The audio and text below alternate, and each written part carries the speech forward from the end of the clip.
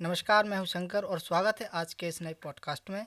और आज हमारे साथ एक और नए गेस्ट हैं जिनका नाम है श्री नीतेश कुमार जैन। जी हाँ, जो कि लोक सेवा प्रबंधक के पद पर पदस्थ हैं निवाड़ी ज़िला में। और आज इनसे हम बहुत सारी चर्चा करेंगे, लोक सेवा में क्या क्या सुविधाएं होती हैं, कैसा इनका कार्यकाल रहा है निवाड़ी में, और कब से ये अपने निवाड़ी ज़िला में आ चुके थे।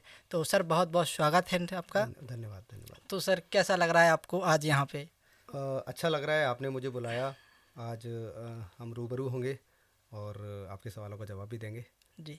तो सर, सवाल तो बहुत सारे हैं। तो सवालों में आगे बढ़ने से पहले अभी तक मैं एक छोटी सी चीज़ जानना चाहूँगा आपसे कि अभी तक आपने निवाड़ी में जो आपका जो समय है, लोग रहे हैं, वो कैसा अनुभव रहा है अभी तक? क्या क्या माहौल देखिए, है? वैसे मैं बताना चाहूँगा कि मैं मुरैना ज़िले से रहने वाला हूँ। जी। और मुरैना ज़िला और निवाड़ी ज़िला बहुत वैसे नज़दीक में है, ज़्यादा दूरी नहीं है, और ऑलमोस्ट लैंग्वेज भी एक जैसी है, तो मुझे ऐसी ज़्यादा समस्या आती नहीं है। जी। जब लैंग्वेज एक जैसी है तो लोग भी वैसे ही हैं, तो मुझे बिल्कुल घर जैसा माहौल लगता है। मेरे को यहाँ लगभग 5 साल हो गया है और मुझे काफ़ी अच्छा लगता है, यहाँ लोगों के बीच में मज़ा आता है। जी। तो जैसा आपने बताया आपको यहाँ निवाड़ी ज़िले में काम करते हुए 5 साल हो गए हैं, तो आप कब यहाँ निवाड़ी में आए थे अपना काम शुरू मैं करने के अगस्त लिए? 2019 में यहाँ आ गया था। जी। उसके बाद एक कोविड का दौर आया था, कोविड के दौर में मैं यहाँ रहा जी। और काफ़ी उस टाइम पे भी काम किया लोगों के साथ में। मेरी काफ़ी पहचान उस टाइम पे लोगों से हुई, और एक ऐसा दौर था कि लोगों को इतनी मुसीबत से लड़ते हुए मैंने देखा। जी। और उसके बाद से यहाँ पे काम कर रहा हूँ, तो अच्छा कनेक्शन है लोगों से, अच्छी पहचान हुई है, तो अच्छा लगता है, घर जैसा लगता है मुझे यहाँ। जी, 2019 में आप निवाड़ी में जी। आए हुए थे, काम शुरू किया था आपने पदस्थ। जी। तो जब शुरुआत में सर आप निवाड़ी में आए थे तो क्या क्या उम्मीदें थी निवाड़ी में कि कैसा ज़िला होगा, क्या उम्मीदें थी? जैसे कहीं नई एरिया में जाते तो एक अलग ही उम्मीदें होती कि ऐसा देखने को मिलेगा, क्या से लोग होंगे, क्या एक्सपेक्टेशन थी? देखिए, 2018 में अक्टूबर में ये ज़िला बना था और जी। अगस्त 2019 में मैं आ गया था। जी। तो लगभग 8 या 9 महीने ही हुए थे ज़िले को बने हुए, बहुत ज़्यादा टाइम नहीं हुआ था। तो ये तो होता है कि जब भी कोई नया ज़िला बनता है तो एकदम से सारी व्यवस्थाएं हमें नहीं मिलती हैं। जी। शुरुआत में बहुत सारे चैलेंजेस भी थे। ऑफिस में कोई कार्य करने वाला नहीं होता था, तो कई बार अपने हाथों से हमने लेटर बनाए हैं। बैठने का उतना अरेंजमेंट नहीं था, रूम कई बार शुरुआत में तो रूम भी नहीं मिला था बैठने के जी। लिए, कहीं भी ऐसे ही बैठते थे। लेकिन धीरे धीरे करके वो सारे चैलेंजेस से लड़ते हुए आगे बढ़े, अपने अरेंजमेंट सारे किए। विभाग की तरफ से हमें प्रॉपर स्टाफ मिलता गया और काम चलता रहा। तो चैलेंजेस के साथ में शुरुआत से ही किया है, तो और भी ज़्यादा अच्छा लगता है कि हमने बिल्कुल जीरो से शुरू करके और ज़िले को बनाया है। उस टाइम से मैंने देखा है, तो आज काफ़ी ज़िला आगे भी निकल गया है और अब लगने लगा कि एक अच्छा शहर बन गया है जी, निवाड़ी। काफ़ी चर्चाएँ भी होती हैं आपके कि आप शुरू से जब से जिला के निर्माण हुआ है तब से आप काम कर रहे हैं। जी। जी, काफ़ी सराहनीय आपके काम भी रहे हैं, काफ़ी चर्चाएँ धन्यवाद। होती रहती हैं ज़िले में। जी। तो अभी तक का जो आपने सफ़र बताया कि काफ़ी मतलब परेशानियाँ आपको शुरुआत में हुई थी व्यवस्थाओं को लेकर। तो जब शुरुआत में आपने काम किया तो जो फ़ील्ड से लेके आपका ऑफ़िस से कैसा क्या कार्यकाल रहा? देखिए, ऐसा एक तो जो ज़िला है हमारा बहुत ज़्यादा बड़ा भी नहीं है। जी। छोटा ज़िला है, 3 तहसीलों का ही ज़िला है। तो फील्ड वर्क में अगर देखें तो मुझे तीनों तहसीलों में ही कई बार जाना पड़ता है लोक सेवा केंद्रों के निरीक्षण के लिए। या शुरुआत में यहाँ जब ऐसा भी रहा था कि ज़्यादा अधिकारी कर्मचारी नहीं होते थे, तो कलेक्टर महोदय द्वारा अगर समय समय पर जो भी काम दिए जाते थे जी। मैं करता रहा हूँ। मैंने काफ़ी सारे और भी विभागों के लिए कई बार काम किया है, तो काफ़ी अच्छा लगता था। एक कम समय में ज़्यादा सीखने का मौका भी मुझे मिल गया, क्योंकि लोग नहीं हैं तो कहीं ना कहीं आप ही को करना है। तो ज़्यादा एफर्ट डालोगे, आप ज़्यादा सीखोगे, तो उसका भी बेनिफिट मिला। और सारी फील्ड के बारे में लगभग अब मुझे कहीं दिक्कत नहीं होती है और अच्छा काम हो जी, पाता है। निवाड़ी ज़िले की जनता के साथ काफ़ी घुल मिल चुके हैं बिल्कुल, हम। मैं काफ़ी घुल मिल चुका हूँ, चूँकि मेरा डिपार्टमेंट भी एक लोक सेवा प्रबंधन वाला है, जहाँ सीएम हेल्पलाइन से संबंधित कार्य भी होते हैं। लोक सेवा में लोगों को सेवाएं उपलब्ध कराई जाती है, तो कई बार सीएम हेल्पलाइन के कारण भी सभी अधिकारियों से मेरा कनेक्शन हो रहता है, उनसे बातचीत होती रहती है। और कई बार मैं खुद से भी स्टैंड लेके लोगों को शिकायतों के संबंध में सुन लेता हूँ, तो मेरे को उस तरह से कनेक्शन बना रहता है। जी। जी, आपसे अभी आपसे एक शब्द भी सुनने को मिला, लोक सेवा। तो लोक सेवा ये एक्चुअली है क्या? इसके बारे में थोड़ा डिटेल में देखो, जानना चाहेंगे। लोक सेवा से अगर हम समझें तो एक लोक सेवक की बात आती है। लोक सेवा मतलब लोगों की सेवा करना। सेवा। शासन का उद्देश्य ही होता है कि लोगों को सुविधाएं उपलब्ध कराना, लोगों के लिए कार्य आसान कराना, सुलभ हो जा कराना। तो लोक सेवा जो प्रबंधन विभाग है वो भी उसी तरह का विभाग है। उसके लिए 2010 में एक कानून लाया गया था, लोक सेवा गारंटी अधिनियम 2010। इसका उद्देश्य यही था कि लोगों को जो शासन से सेवाएं प्राप्त होती हैं, सुविधाएं प्राप्त होती हैं, तो वो बड़ी आसानी से प्राप्त हो जाए, उन्हें एक सिंगल विंडो पे ले जाया जाए। जैसे पहले क्या होता था, आपको शायद याद हो, जैसे अगर किसी को अपना आय प्रमाण पत्र बनवाना है या निवास प्रमाण पत्र बनवाना है या जाति प्रमाण पत्र बनवाना है या जन्म प्रमाण पत्र या विवाह पंजीयन, कई तरह के डॉक्यूमेंट होते हैं, जी। तो आपको अलग अलग जगह जाना पड़ता है। विवाह के लिए आपको नगर पालिका या पंचायत में जाना पड़ रहा है, जाति के लिए आपको अनुविभागीय कार्यालय में जाना पड़ रहा है ना, आय निवास के लिए आपको तहसील कार्यालय में तहसील में जाना पड़ जाना रहा है, ऐसे कई कार्यालय में जाना पड़ता जी। है। और जाने के बाद लोगों में जो ग्रामीण परिवेश का व्यक्ति होता है, उसको कई बार अधिकारियों के सामने खड़े होने में, अपनी बात रखने में उतनी सुलभता नहीं होती, बड़ा मुश्किल होता जी। है ना। तो वो जाके वो मिल भी नहीं पाता, कई बार वो अधिकारी से डायरेक्ट मिलना भी उसके लिए मुश्किल होता है। तो वो जाके किसी एक बीच में, या तो अपन बोले कोई दलाल मान लो या किसी अन्य भी व्यक्ति के माध्यम से वो मिलने की कोशिश करता है, तो वहाँ कई बार उसका पैसा भी कई ज़्यादा चला जाता है और कई बार वो इस तरह का शिकार हो जाता है कि उसको समय भी ज़्यादा लग जाता है, काम जी। हो भी नहीं हो पाता भी नहीं पाता। है ना। अगर एक बार कोई व्यक्ति अगर गांव से मान लो तहसील कार्यालय में कोई काम कराने आता है, उस दिन का वो अपना काम छोड़ के आता है, खाना पीना छोड़ के आता है और किराया खर्च करके आता है, वहाँ आके फिर किसी को अगर देना पड़ गया या कोई दस्तावेज बनवाना पड़ गया, 1000 1500 तुरंत खर्च हो जाता है। पता चला काम फिर भी नहीं हुआ, सेम काम अगर फिर उसे दोहराना हो तो बड़ा निराश हो जाता है। जी। तो शासन व्यक्ति को लगता है कि यार शासन काम नहीं कर रही है इस पक्ष में हमारे लिए। जी। तो शासन ने ये किया आगे कि लोक सेवा गारंटी अधिनियम बनाया और एक सिंगल विंडो बना दी और बाकायदा सारी चीज़ों के पोर्टल बन गए। आप घर बैठ के किसी भी डॉक्यूमेंट को बनाने के लिए क्या क्या दस्तावेज की आवश्यकता है, ये आप पोर्टल पे देख सकते हैं। इसके लिए लोगों को ये भी सुविधा मिल गई कि अगर कोई कंप्यूटर नहीं चला पा रहा है या नहीं देख पा रहा है, तो एक नंबर दे दिया है 181, आप एक 181 पे कॉल करिए और आप पूछ लीजिए कि मुझे ये दस्तावेज बनवाना है, इस दस्तावेज के लिए मुझे क्या क्या डॉक्यूमेंट की आवश्यकता होगी। तो आपको फ़ोन पे बता दिया जाएगा 181 पे। आप वो दस्तावेज तैयार करके एक दिन लोक सेवा केंद्र में आ जाइए। वह एक नॉमिनल चार्ज रहता है, जी। जैसे अभी आज का समय जो रहता है वो 25 रुपये लग रहा है, आप उतना चार्ज वहाँ दीजिए विंडो पे, बाकायदा आपको उसकी रसीद भी मिलेगी। जी। मतलब ये एक मैं सभी लोगों को ये भी बताना चाहूँगा कि लोक सेवा गारंटी कानून आने के बाद जितने भी पोर्टल से संबंधित कार्य होते हैं, अगर कोई शुल्क जमा हमें करना है तो बाकायदा डिजिटली उसकी रसीद निकलती है वहीं से, उस पर शुल्क हमेशा नीचे लिखा रहता है। जी। जैसे चाहे आधार पंजीयन आप करा रहे हो, चाहे आप लोक सेवा से कोई सेवा ले रहे हो, तो बिल्कुल उस पर शुल्क लिख के आता है, आप हमेशा उतना ही शुल्क दीजिए, जी। उससे ज़्यादा शुल्क आपसे कोई नहीं ले सकता, कोई नहीं लेगा। है ना। ये गलत आता है जी। रहता है, तो व्यक्ति को जागरूक होना भी चाहिए। तो बाकायदा रसीद निकलती है, उतना आप शुल्क जमा कीजिए और आपका काम एक समय सीमा के अंदर, एक समय सीमा शब्द मैं इसलिए जोड़ दे रहा हूँ कि यहाँ फ़ायदा ये हुआ कि अगर मैंने बताया ना, जैसे अगर कोई व्यक्ति मान लो तहसील में आके काम करा रहा है जी। और काम कराने के बाद वो गया, उसे पता चला कि कोई डॉक्यूमेंट के कारण उसका नहीं हुआ फिर काम, तो वो फिर से आएगा, फिर अपना उतना समय बर्बाद करेगा, पैसा बर्बाद करेगा। जी। यहाँ क्या फ़ायदा होगा कि आपको पोर्टल पे स्टार लगे होते हैं जब भी कोई फॉर्म भरते हैं, तो जो जो आवश्यक दस्तावेज है वहाँ जमा हो जाते हैं। अब उसके बाद एक मान लो आय प्रमाण पत्र आपको बनवाना है या निवास बनवाना है, उसमें जी। समय सीमा एक दिन की है। बिल्कुल। आज आपने जमा किया, आज ही आपको मिल जाएगा। मिल जाएगा। तो एक तो द्वारा आने का आपका वो ख़त्म हो गया। प्लस क्या होता है, जब भी आप रजिस्ट्रेशन करते हैं तो आपके मोबाइल पे एक मैसेज आ जाता है, रजिस्ट्रेशन नंबर आ जाता है। जी। आप चाहें तो घर बैठ के भी उस डॉक्यूमेंट को डाउनलोड कर सकते हैं। अगर वहाँ नहीं करना चाहते तो वहीं बैठ के आपको तत्काल लेके जाएं, आपका मिल जाएगा मिल वो। जाएगा। तो ये एक गारंटी हो गई कि एक दिन के अंदर ही मिलेगा। दूसरा दिन अगर वो जाता है, अगर किसी व्यक्ति ने आय प्रमाण पत्र के लिए आवेदन किया है या निवास के लिए किया है और एक दिन की समय सीमा है और एक दिन की समय सीमा में अगर वो नहीं बनता नहीं है, बनता है। तो उस अधिकारी के ऊपर 250 रुपये से लेके 5000 रुपये तक का जुर्माना लगाने का अधिकार रहता है। उसमें कलेक्टर अगर महोदय के एक दिन द्वारा से ज़्यादा समय मतलब लगे, समय सीमा समय किसी भी, सीमा के जैसे अंदर। हर चीज़ के अलग अलग समय सीमा है। जाति प्रमाण पत्र की अलग है, विवाह पंजीयन की अलग है।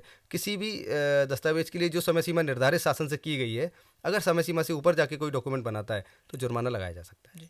सर, आपने जैसे भी बताया था कि एक 181 जो सीएम हेल्पलाइन नंबर शायद है, जिस पे तमाम प्रकार की शिकायतें की जाती हैं, इस पे भी अपन आगे चर्चा करेंगे। लेकिन अभी शुरू में सर एक बात चली थी लोक सेवा की, इसमें सर किस प्रकार की योजनाएं शामिल है, थोड़ा बता देखो, सकते हैं लोक हाईलाइट? सेवक का ये दायित्व ही होता है कि लोगों की सेवा करना।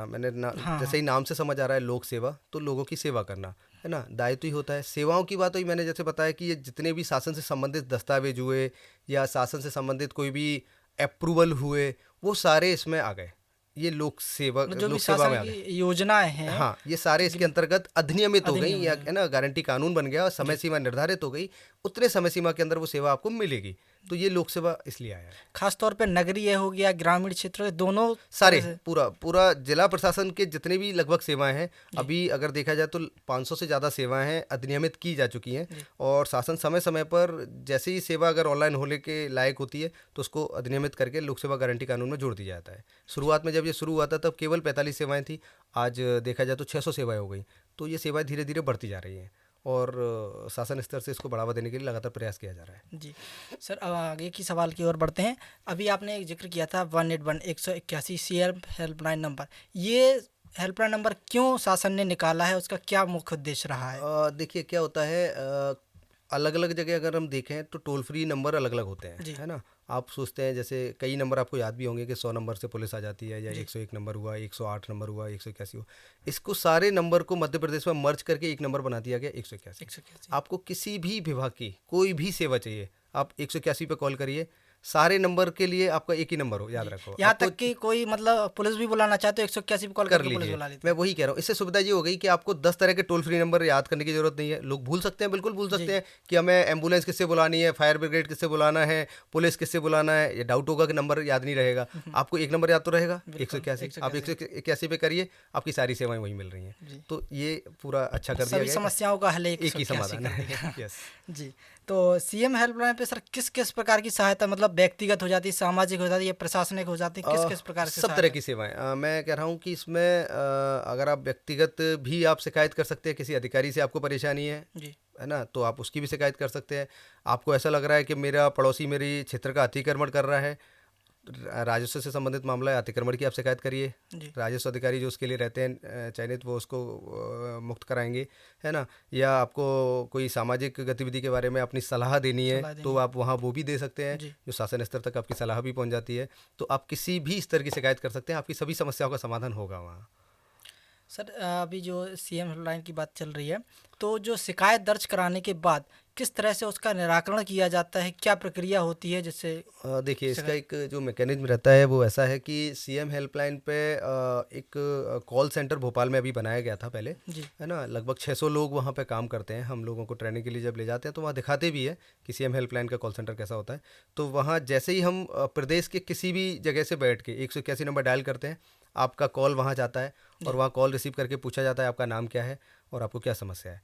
आप अपना नाम बताइए, फिर वो आपका एक बार अगर आपने शिकायत की है तो आपका हमेशा के लिए सेव भी हो जाता है, जी। फिर उनके बाद दर्ज रहता है। तो आप केवल अपनी समस्या बताइए, इस विभाग से संबंधित है वो बताइए, जी। वो टाइप करके आपकी शिकायत को दर्ज कर देते हैं। एक यूनिक नंबर क्रिएट हो जाता है उस जी। शिकायत का, हर एक व्यक्ति के लिए एक यूनिक शिकायत नंबर क्रमांक क्रिएट हो जिसको- हाँ, शिकायत क्रमांक जिसको बोलते हैं। तो वो क्रिएट हो जाता है और वो क्रिएट होने के बाद जिस डिपार्टमेंट से संबंधित है उस डिपार्टमेंट को भोपाल से वो शिकायत मैप कर दी जाती है उस जिले में। फिर संबंधित अगर हम जिले में देखें तो वहाँ पे लेवल बनाए गए हैं, L1 L2 L3 L4। इसका का जो है लेवल बनाने का रीज़न क्या है कि अगर हम तहसील स्तर पर देखें जी। तो सबसे जो छोटे स्तर पर अगर देखें तो एक तहसील होता है, तहसील स्तर पर कोई व्यक्ति काम कर रहा होता है, उसके बाद एक जिला स्तरीय अधिकारी होता है, फिर उनके ऊपर अगर देखें तो कलेक्टर होते हैं, साहब है ना, फिर देखें तो कमिश्नर साहब होते हैं, फिर देखें तो प्रमुख सचिव होते हैं। तो ऐसे एक चैनल बना दिया गया है कि जी। सबसे छोटे स्तर पर देखा है तो एक L1 अधिकारी बना दिया, फिर एक L2 अधिकारी बना दिया, फिर L3 पर कलेक्टर साहब को बना दिया जाता है, L4 पर प्रमुख सचिव या सचिव, कमिश्नर जी। साहब, इस तरह से लेवल बनाया गया जी। है। तो हर एक डिपार्टमेंट का एक चैनल बना दिया गया है। तो जब भी शिकायत वहाँ से मैप होती है तो आपको L1 पे वो शिकायत दिखाई देने लगेगी, बिल्कुल।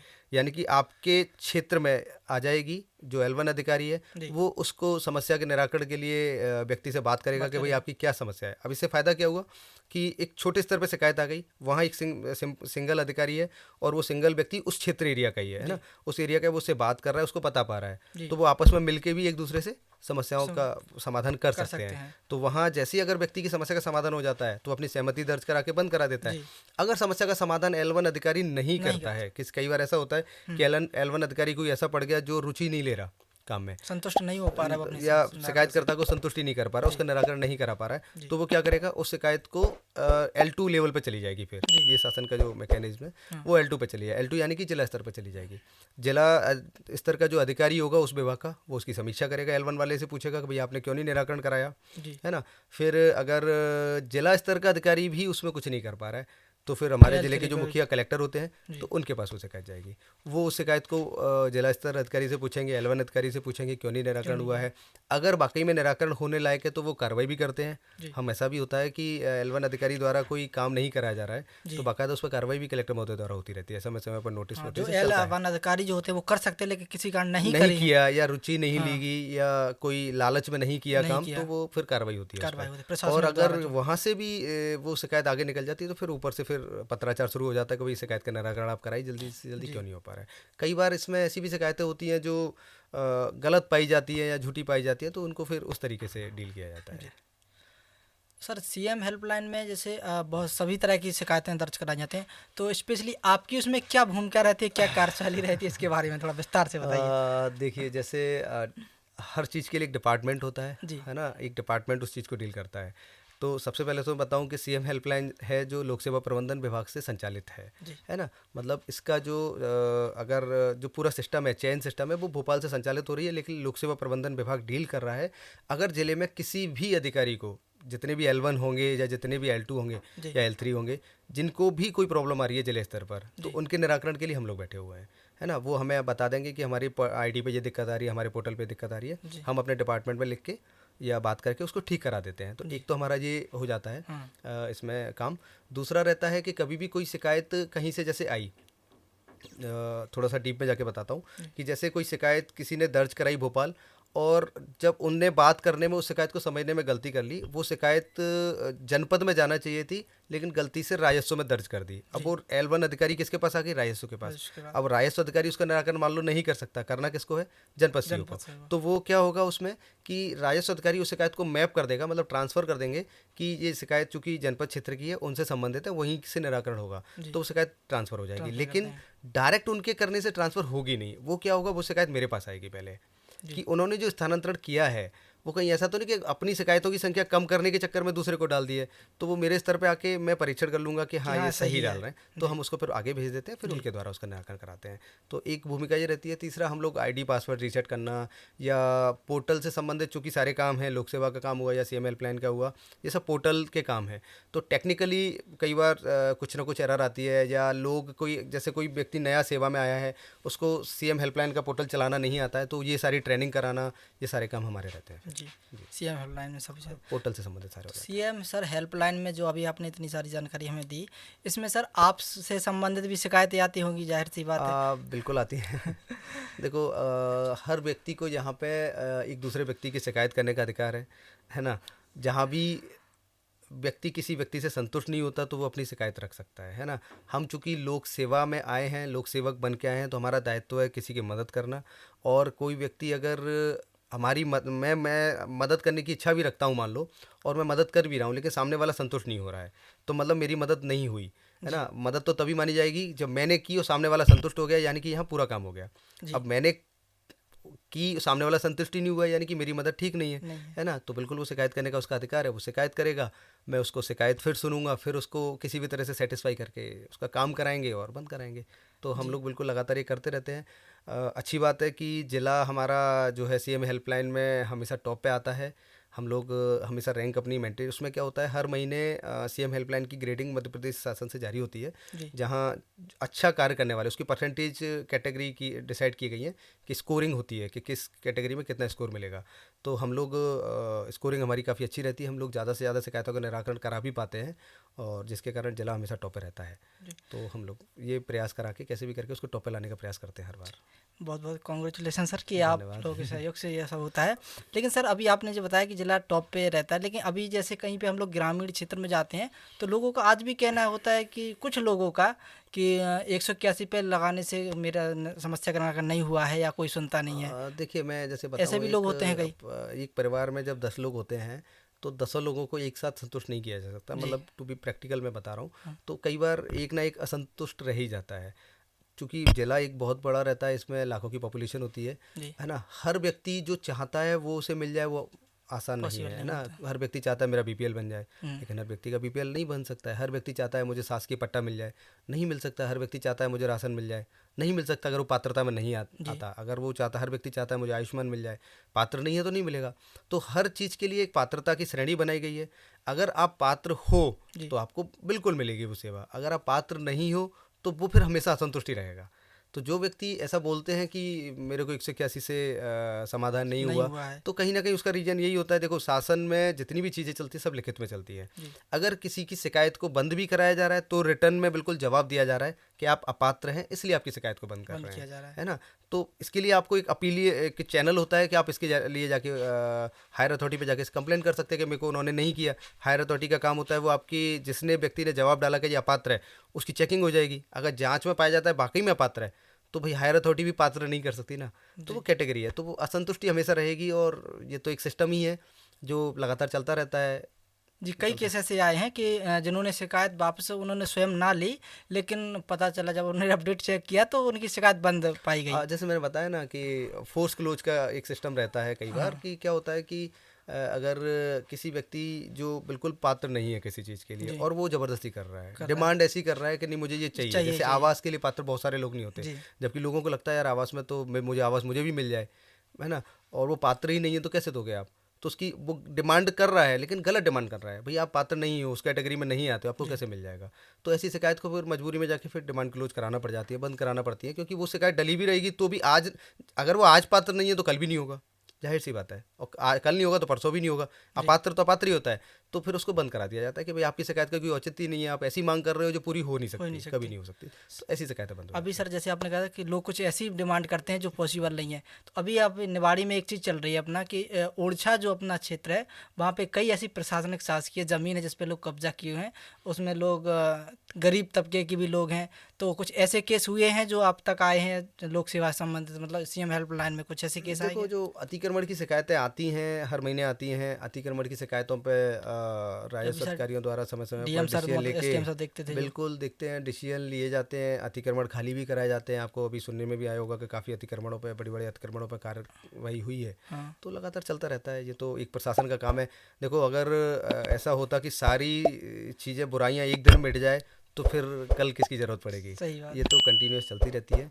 कमियां आज सामने आती रहेंगी, उनको ठीक किया जाता है रहेगा, फिर कल अगली कमी आएगी तो फिर ठीक करेंगे। जी ये रोज का काम है, जैसे चलता आपने ये रहता है। बताया ना कि कुछ आपसी रंजिश की उन्होंने कुछ नहीं किया, इसके खिलाफ शिकायत दर्ज करा दो, 181 लगा यस, दी मैं सर। वही कह रहा हूँ ना, ये आपसी मतभेदों के कारण लोग शिकायत दर्ज करा देते हैं। जब उसका परीक्षण करते हैं तो पाया जाता है कि गलत तरीके से गलत शिकायत की तरीके गई है, तो बाकायदा जब भी शिकायत मैं बता रहा हूँ ना, डिमांड क्लोज या फोर्स क्लोज होती भी है, तो अधिकारी बिल्कुल लिख के देता है कि ये बिल्कुल गलत शिकायत है। भाई वो जिम्मेदारी ले रहा है ना कि मैंने परीक्षण किया है और गलत है, इसलिए मैं बंद करा रहा हूँ।